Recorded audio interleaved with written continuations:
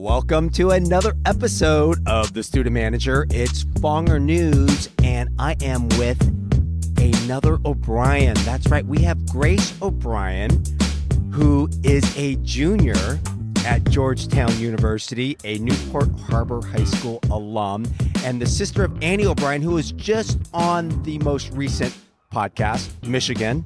And first of all, you just came back from your first ever college football game. Yeah, it was so fun.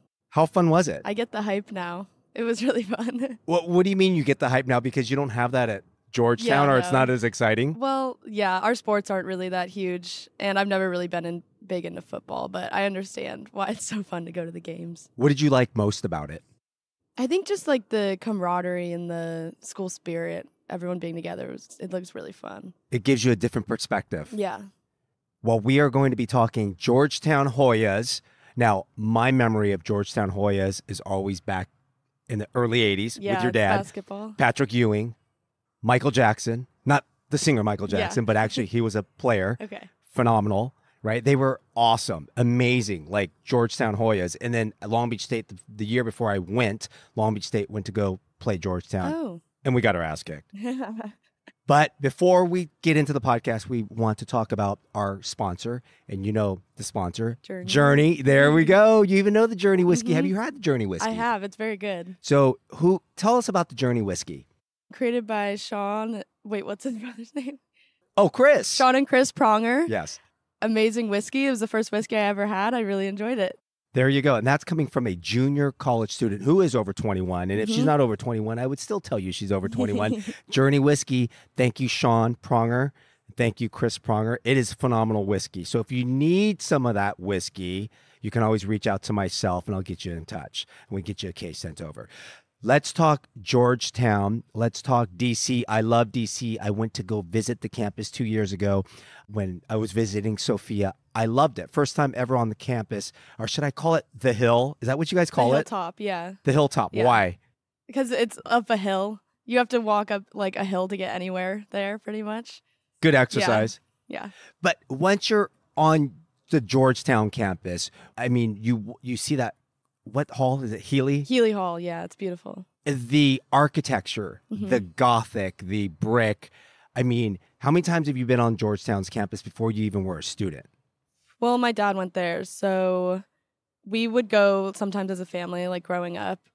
I think I went like 3 times when I was younger, like 10, 12 maybe. And then I went when I was summer before my junior year in high school to really like look at it as a college.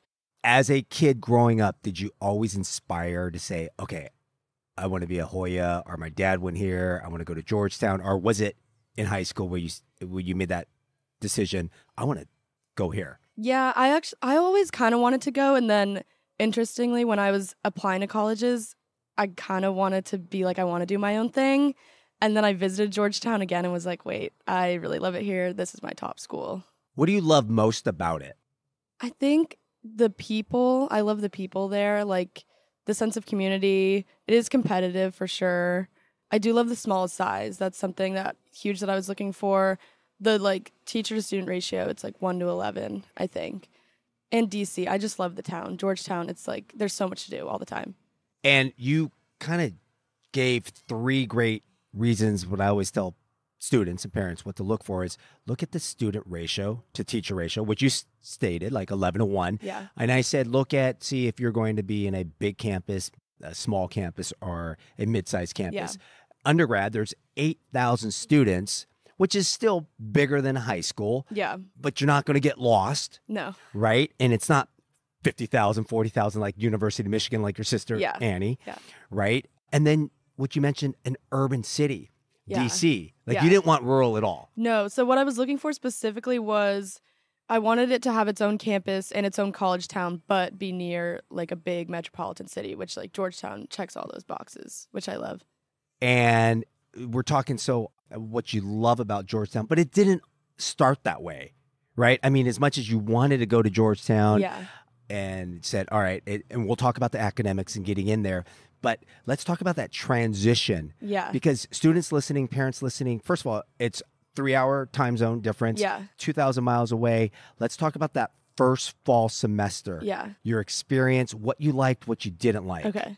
I definitely had a culture shock going in. There's a ton of East Coast kids coming in freshman year. I mean, it's always going to be easy to meet people freshman fall because everyone's just excited to meet each other. But the East Coast people, I'm not going to lie, are a little tough. They're a little... Hardcore. Yeah, they're a little rougher on the edges. I don't know. They want everything yesterday. Yeah, they move fast. And I took some time to get used to that.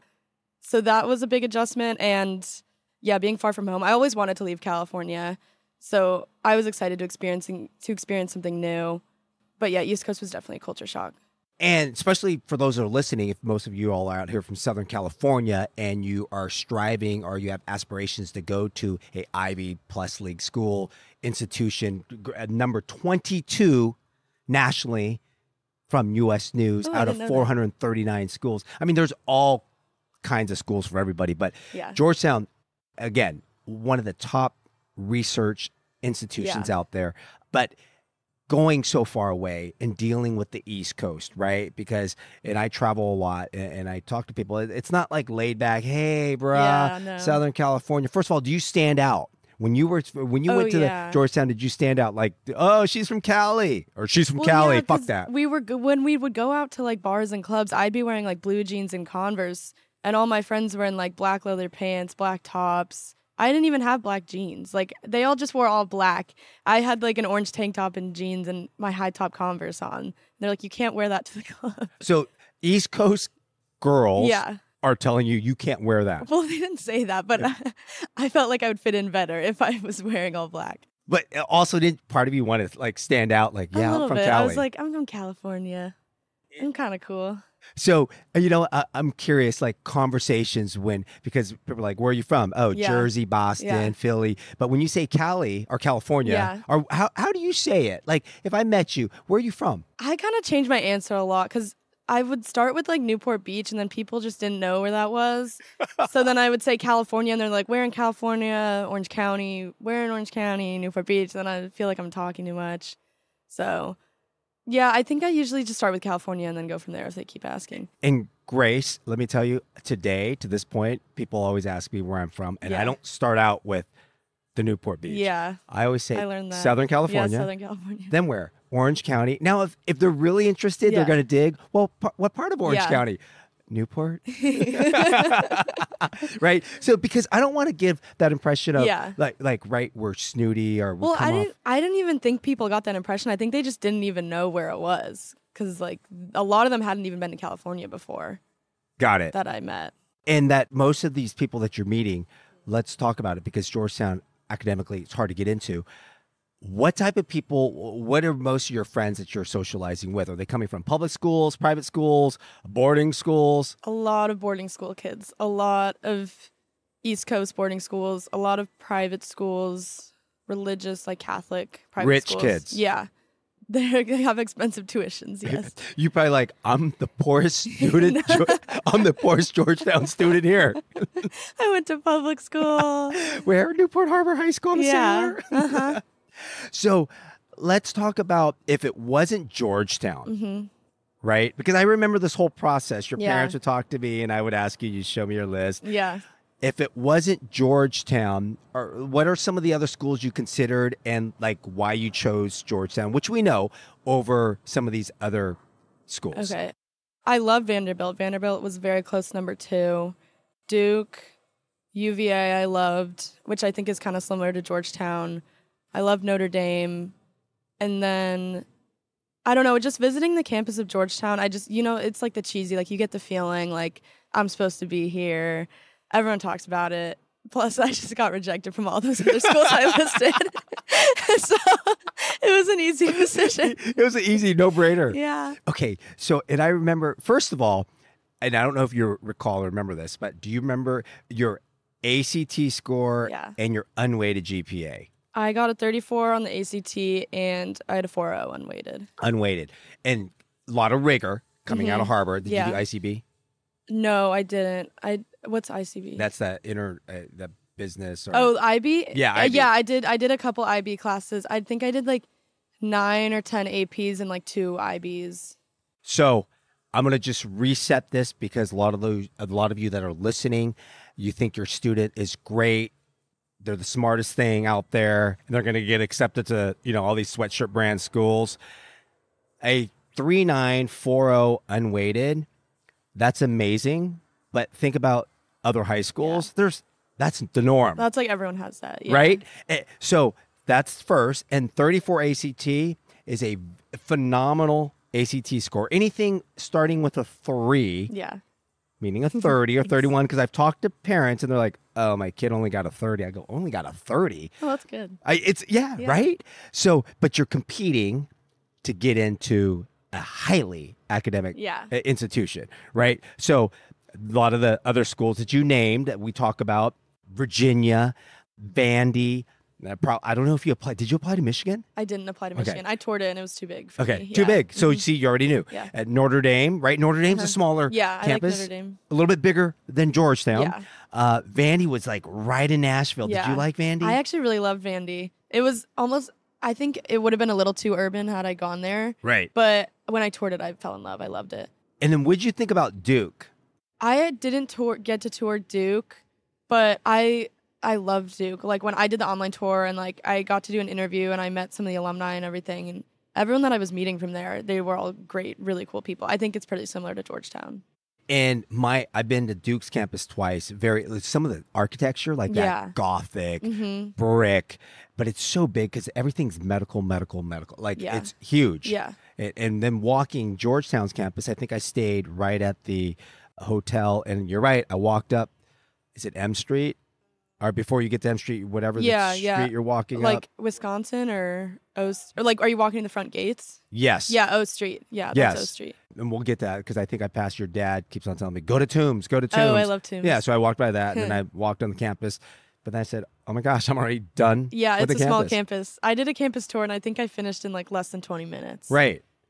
I mean, and you know me, I love to sneak on the football fields. Yeah. And I was able to do that. I went to the Georgetown locker room and then I went to see the basketball facility and I said, okay. Yep, that's it. I'm done. So that's a great transition because outside of class, what are you doing? How do you spend your time? Because I always tell students when you're in college, you're going to have a little bit more time than high school. Oh, yeah, definitely. Right? So get involved.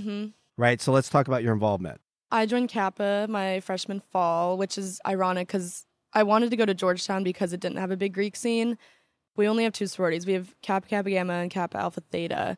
And they're more like clubs, if anything. There's not sorority houses. There's not frat houses either, actually. But it's more just like a kind community just to be a part of. I joined that. I just joined the newspaper. I haven't written anything yet, but joined the science section of the newspaper, and then I'm part of the justice, equity, diversity, inclusion for the bio major. Wow, Grace O'Brien keeping them very busy. So let's talk about Kappa. And when she says Kappa, it's Kappa Kappa Gamma. Yeah. Right? For those of you that are like, what's a sorority? What letters are you throwing out? And did you say is it part of Panhellenic? It is part of Panhellenic. It's not associated with Georgetown University. It's kind of weird. I don't know how to explain it, but we're unhoused. We're associated with nationals, though. Yeah. And if you're associated with nationals, that is a good thing because there are some fraternities and sororities at different universities that aren't part of the university and not part of nationals, which allows you can do crazy things like alumni fraternities. Yeah. Like hazing. Oh, yeah. Right. So there's 2 sororities, Kappa Alpha Theta and Kappa Kappa Gamma. Yeah. How big is your sorority house, meaning members? Girls. I want to say like 175 maybe. I think there was like 40 people in my pledge class. Well, that was going to be the second question. Thank you very much, Grace, for answering that. See, she's smart. Very Hoya academics. So, and that's a good sized class. That's what I was used to in college. Sophia as a Theta at University of Washington, I think 40 was in her pledge class, 175 in the whole sorority. But then you get to like Julie is at Wisconsin. There's 80 in her pledge class. Yeah, that's a lot. And then you go down south. Oh, it's like 200 or whatever. Exactly. Yeah. So did you rush in the fall or did you rush in the spring? I rushed in the fall, and it was like a pretty short, it was like a 3-day. I think 2 of the days were on Zoom. It was very short and quick. Because there's no house, Yeah. right? Was there any in-person like meeting at the campus, like a union or a hall where what face-to-face did you have? We met like with some of the like sisters at like a coffee shop, like right before we got like our bids. And then like our bid day was at one of the girls' like townhouses in Georgetown. Yeah. Now, talking to your other friends that go to other universities and you're comparing notes, what would you say is different Yeah. in terms of sorority, even the rushing, or once you are a sister? It's just much more laid back than like any other sorority experience I've heard about. Most of my friends are not even in this sorority. I just thought it would be a cool way to get involved. Looks good on the resume, too. Yeah, alumni connections. I don't know if this is bad to say. I didn't really go to a ton of events my sophomore year, but I'm still like involved. Like, if that makes sense, like I still know all the people. I still see them around. It's just nice to see a friendly face on campus, but much more laid back. Out of your 40 pledge class, your friends, how many of them do you have a tight core group? Yeah. I would say 3, but those 3 are dropping right now. So no one, I guess. And you know what, Grace? That's very common. Yeah. Like your freshman year, woo, Yeah. sophomore year. By the time you're junior and senior, you're starting to get a little serious. Yeah. I mean, unless you're like at a school that is big into it, where you're kind of going through your junior and senior year. Yeah. By the time I was a senior, I was checked out. Like I had other stuff, right? I had a student manager. That's why this podcast is called The Student Manager. I had basketball. So you have clubs. You're going abroad. So let's transition into that, because involved in being in a sorority and also in clubs. What's your favorite club that you are a part of right now? On campus? Yes. Well, or wait, when you on campus, is it on campus or off campus? You do the newspaper? No, yeah. Well, I'm only in 3, but the newspaper is very new, but we just had like our onboarding in the spring semester. I'm really excited to get more involved with that, I would say, because I think it's a cool creative outlet to explore. Yeah. What's your major? Biology. What's your favorite class? I really like genetics a lot. Okay, I'm just trying to imagine a genetics class. It was really hard, but I loved it. What did you love about it? I don't know. I just think that I just have always loved science. And I know this is one of your questions, is a professor I really liked. I really loved the professor. I went to his office hours and he was like, "Do you guys want to take a look at my lab?" We're like, "Okay, sure." He took us to his lab where he's like raising mosquitoes to study malaria or something. And I was like, this is just so cool that I can just walk into a lab here. I don't know. I really love that, the like hands-on. Because you said the average ratio is like 11-1. Yeah. Right? So in genetics, that class, how? That was a bigger lecture class, probably like 40, 50 maybe. And I was going to say, what was your biggest class that you had? My biggest class was like my freshman biology class. It started with 200 and then a lot of people switched their majors, I think. And I think it got down to like 75 people. Let's talk about now just being part of the clubs. We talked earlier. First of all, Georgetown's competitive to get into. Yeah. Let's talk about the competitiveness of the clubs. Yeah. Very competitive club culture for sure. It's something I knew going into Georgetown, but something you really realize once you're on campus. They have the whole club fair and everyone's like, "Oh, join this club, join this club." And you look at the application and it's like 3 200-word essays. You have 3 interviews to go through, and it's very selective to get into some of the clubs. And that's interesting. I mean, most times I'm thinking about colleges or even with Julie or Sophia. They're like, "Oh, I joined this, I joined that." It's not like you're trying to get into college again where you have to do applications and essays where you're like, what the? I know. I was like, what is this? And it was literally college essays. What does education mean to you? And I'm like, do you care? You're 19. I'm 19. Like, let's just be in a club together. Go start your own club. Yeah, maybe I will. Right? So outside of the clubs, I mean, and we talked about this because obviously the Rose Bowl was your first football game. And I just always think of Georgetown as basketball. They're in the Big East. They play like UConn, Providence, Marquette. Have you even been to a basketball game? I have. Yeah, I went to a few. Okay. Yeah. Okay. My parents would be mad if I hadn't gone. I know. Your dad would be very upset. Right? What did you like about the basketball games? Oh, it's so fun. We play in the Capital One Arena in downtown DC, which is where the Wizards and the Capitals play. It's fun. We take a bus from Georgetown campus. All my friends get on the bus, and I think it's only like a 15-minute ride They drop us off, and it's just this huge arena. We all go to the student section, and we're just drinking, cheering the whole time, even though we lose most of the time. And then once we lose, we go across the street to this bar called Rocket Bar, where we drink to drown our sorrows. That sounds that. So that's your. I was gonna say. So how's the tailgating? Because you don't. We don't. You haven't experienced. You haven't experienced football. Yeah, that was my first tailgate at the Rose Bowl too. Yeah. See, maybe you can go back to the Georgetown campus for football games, and you could be the lead. You could start the tailgating club. Yeah. Right. You can have. We don't require any essays. We just require. Can you drink this? Can you drink that? Let's go party at a football game. Well, I think they do have tailgates. That's what my dad says, but I haven't been there. I haven't seen it happen. I haven't been. All right, so let's talk about when Mrs. and Mr. O'Brien come to town. Where do you like to take them, or where are they taking you and your friends out to eat? Okay. For drinks, there's this really fun bar on the Graham rooftop, and the Graham's a hotel a lot of the parents stay at. Expensive drinks, so we go there with the parents. Cafe Milano's really nice Italian. And Brasserie Liberté is this nice French place. So that's where we're going. Are your parents coming out there the most, or is it your friends, the East Coast parents, that are coming out and then taking you out, or you like to tag along? Probably the East Coast parents. It's just easier. They take the train down. They don't even stay for the night. They just take us out to dinner, train back up to New York. Yeah. All right. So I've experienced it because your dad told me to go there. Let's talk about Tombs because I walked in. And I'm like walking down these little stairs, and then it's like it's a square bar. Oh, yeah. And then I was just trying to imagine how deep it gets. Oh, yeah. Especially in that little corner to the very right-hand side. Oh, my God, it gets packed. You can't move. You get stuck back there. And I'm 5'3". I get stuck in the corner, and I'm like, vodka soda, please. No. So besides Tombs, where else are the good bars? On Wednesdays, we go to Piano Bar. Well, actually, they bring in a DJ on Wednesdays. There's no piano man on Wednesdays. We get a DJ. Thursdays, we go into like downtown DC or Arlington. We go to clubs usually.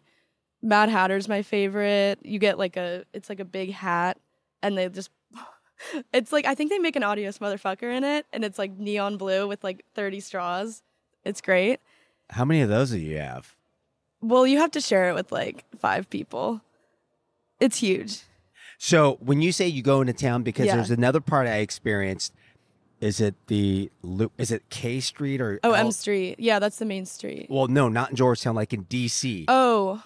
Is it the like U? On DuPont Circle is where we go usually. I don't know what street specifically. So getting into this, because now as a junior, you've experienced a lot. Normally, I'll have sophomores on or people that are underage. When you were a freshman at Georgetown, how's the fake ID? Because I've never had anyone on Georgetown. I'm just kind of thinking of where to go. Is it easy to get in? Yeah, I thought it was going to be hard because it was in DC. I was thinking like the FBI would care about my fake ID. Like they have bigger fish to fry. It's not that bad. I think you need a decent ID for sure. They also didn't really love my California ID. I think they preferred the East Coast ones just because they see them more often. So I had a better time with my Connecticut one than my California fake ID. But Piano Bar, they do have like a TSA scanner, which is kind of annoying, but I had a good one and I was fine. So yeah, a lot of fake IDs have scanners anyways, and they work. And I was just thinking, like California, like they're not going to question it because they don't know. Yeah, and they looked at it and they're like, no. And I was like, really? Like you're like, no. What are you talking about? You never see California IDs. How do you know? Did you say that to them? Maybe. Georgetown, one of the oldest Catholic Jesuit universities. The president's been around forever. I'm going to test your skills. Do you even know who the president is? John DeGioia. Dang. See, either all you guests talk to each other and know what questions I actually didn't know ask. You were going to ask them. We like hear his name a lot, though, because people kind of critique him a lot. Okay. So what's your take on him? I like him. I think he's fine. People think he's like too liberal, which I can see. I think your whole campus is liberal. Yeah, the whole campus is liberal, and they try to follow what the Ivies do and try to be PC, which I get. So okay, so I don't know if we're gonna bag on Ivies or not, but like, is Georgetown like wannabe Ivy? Yeah, I consider it a wannabe Ivy. I think me and my friends do. And you kind of make fun of Georgetown, like in that sense of you guys. Yeah, because they follow like during COVID and everything, like Harvard would come out with a decision, and like Georgetown be like, "This is what we're doing." It's like, really, like. We're not an Ivy League. I understand we're an East Coast school, but yeah. So I want to go back to the East Coast thing. Like, Yeah. where are most of your friends from? Mostly Connecticut and New York, I'd say, are the biggest ones for sure. Do you know anyone from California at Georgetown besides Henry, who we were going to try and get on this Yeah. show? Well, yeah, Georgia Flanagan too. And then I know California people, but mostly if they're California, they're Bay Area. There's not a lot of Southern California people. Yeah. And you recently got back this fall. You went abroad. Yep. Was abroad part of Georgetown's university or academics, or did you have to go? Do you remember what group you went with? I think there's two. Yeah, it was called DIS. Yes. I don't remember what it stands for. Something in Institution Scandinavia. It wasn't through Georgetown. For study abroad, usually you have to like go to your university's like your dean or something and say, I want to try to get credit abroad, and they'll give you like a list of programs that you can look at. For me, for my bio major, it was kind of hard to go abroad, and the only European country I could go to was Denmark. I was in Copenhagen, so I picked like a program separate from Georgetown, and then I'll be like getting the credits on my transcript at Georgetown. How many weeks were you in Denmark? I was there for 4 months. I didn't count the weeks. 16 weeks. Okay, so let me ask you this, because most students abroad, Yeah. that was their home base. Like Julie was in Barcelona for 12 weeks, but she said she was only there for 2 weekends. So meaning 10 other weekends she was out doing other countries. Did you visit other countries? Yes. Like abroad? I saw a ton. So I went in the fall semester for Copenhagen, and the first like 4 weekends I was in Copenhagen because I know it gets cold and I wanted to enjoy it while it was warm. And then I would say the rest of the time I was traveling. I think I saw 10 or 11 countries. And were your teachers pretty flexible? Like, hey, we're going to have class Tuesday through Thursday, so you can go dip on Friday? No, it was annoying. We had class Monday, Tuesday, Wednesday off, and then Thursday, Friday.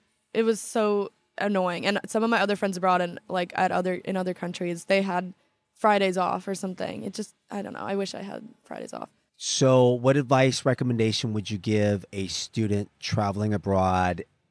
Let's say, well, they're not going to, not that many people are going to get in Georgetown, but let's just say in general, like traveling abroad. What advice would you give them? Keep an open mind. I would say a lot of people book their trips in advance because just for peace of mind. I didn't do that, and I'm happy I didn't. I mean, definitely, like, you're going to be paying more, but I think it was worth it to meet people in Copenhagen and say, hey, let's go to Ibiza, instead of just planning stuff with people from my home institution. Did you fly Ryanair a lot? Yeah. Okay. Very cost effective. Yep. Right. Mm-hmm. And then what advice would you give parents? I mean, one of the greatest advice that I got visiting Julie was she said, come later. Yeah. Like at the very end, because you get your lay of the land, your feet on the ground, you know what's going on in Copenhagen. Yeah. What advice would you give parents? Would you give that same advice, or I would don't agree. Even know. Yeah, I think so. My parents came in like October, so I was only there for a month, but Copenhagen's not like a massive city, so I kind of knew my way around. Yeah, I think I would give the same advice. Do you know how many alumni there are at Georgetown, roughly? These are all alumni Hoya students, including your dad, Mr. Flanagan, Mr. Chewy, that are out there that you can potentially network with. I don't know like how many there are. So it's not high like a Penn State or Wisconsin that have like over 400,000 because those institutions are bigger. Yeah. But Georgetown University has over 200,000 alumni. Ooh. So the reason why I'm asking that is now we're going to transition as you're a junior, looking for entering your senior year after this spring semester, internships, careers. So let's talk about, okay, you get to Georgetown, right? Or you get to any college. People are talking about, oh, I got into this school. That's great. But let's talk about graduation. Let's talk about internships. Let's talk about careers. What has Georgetown done to prepare you and set you up for your internships? We'll talk about that first, and then maybe a career. Okay. One thing I wanted to talk about was, this is specific to the bio major, so I don't know how many people this will apply to, but one thing I love that Georgetown did is they had a required seminar that was only 1 credit for incoming freshmen, where for the bio major, they each week would bring in someone from a different profession, like in the field of bio. Because I went into bio thinking, oh, I can only really be pre-med and be a doctor from this, which isn't true. And they brought in all these experts and med students, people to talk to just to get other perspectives of what to do. I love that exposure. That was great. And then the Career Center has been really helpful. I go there and I like talk to someone there and they're like, oh, let me set up an informational interview for you. That's been super helpful. How often are you visiting the Career Center? I only really started going my sophomore year. I think I went like 5 times maybe, but I got a lot out of it, yeah. And these meetings that you're meeting, like that you come in for like the bio, what stands out? Like what type of profession stands out? Yeah. Specifically, I told you I loved my genetics class, and I went to the Career Center and was like, well, what can I do with this? And she said, oh, genetic counselor maybe. She asked me a few questions. She's like, you seem like you'd be a great fit.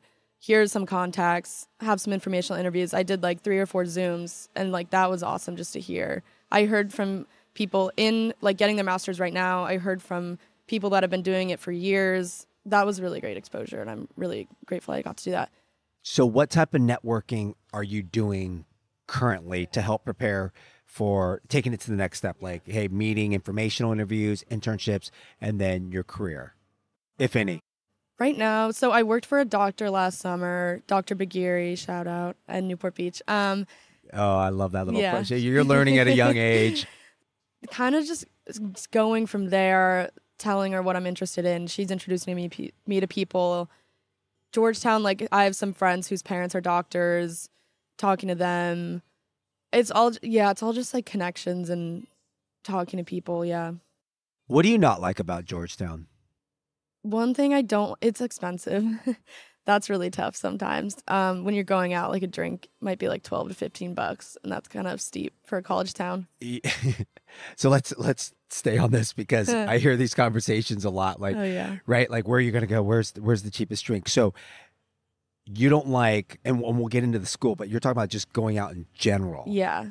Like outside of like on M Street or Tombs Bar. Well, Tombs is like cheap, but I mean, I'm thinking of I haven't really gone to Tombs a lot because they're pretty strict on IDs. Okay. So when we go out, we usually go to like bars or clubs in like downtown DC, which it's like a big city. It's expensive. So me and my friends, we just have to pregame a lot before that.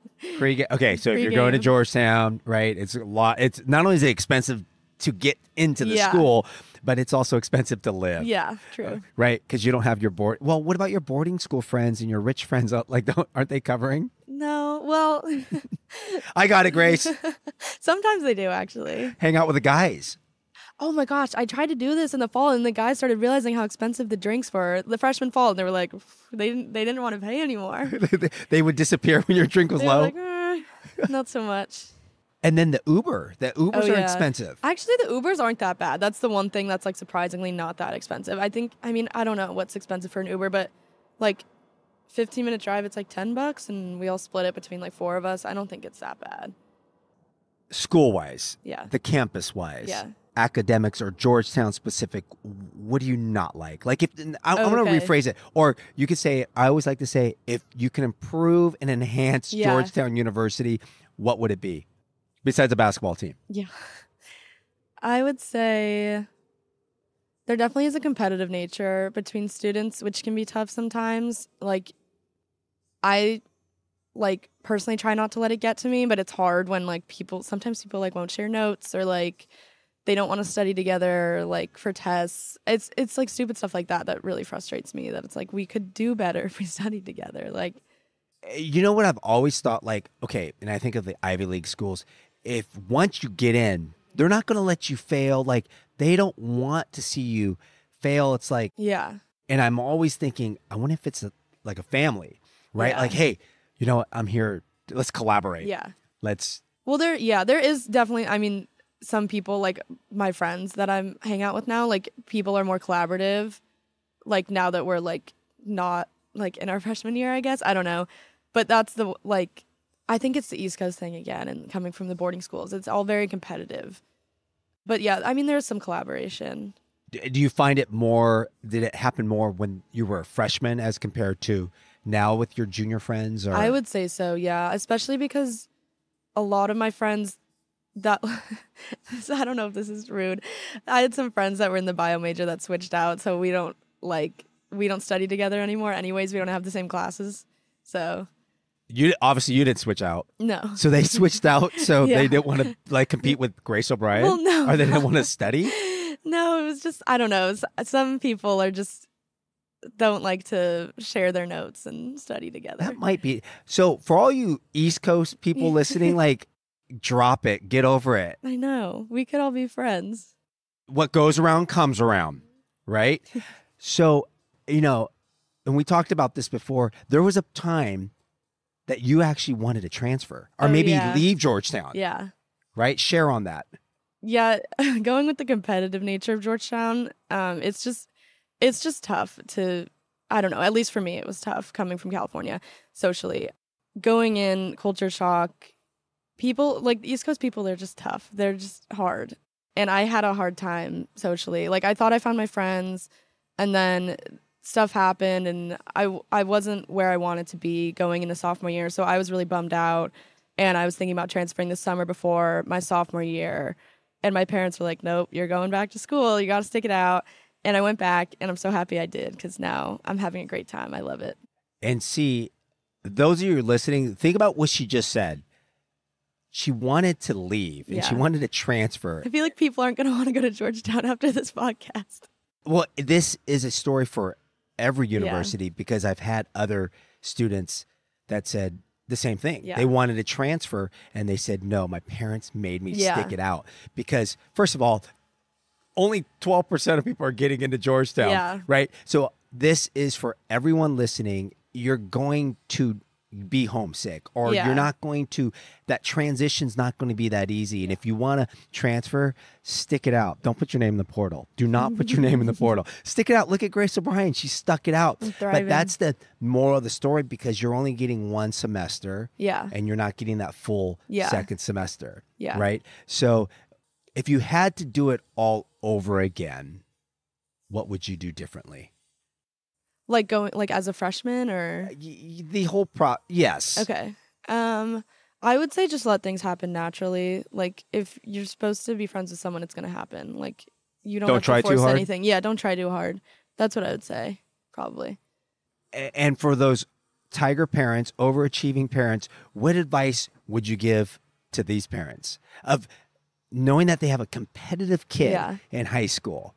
Right? And everything's always going to go work out. Everything will work out. What advice would you give parents? I think the one thing I wish I heard more when I went to Georgetown was, it's going to be hard. Like, you always hear parents, especially because my dad went to Georgetown, you always hear best years of my life, whatever. And then when I was like struggling or homesick, I was like, well, what am I doing wrong? Like, this can't be right. I wish I had heard more.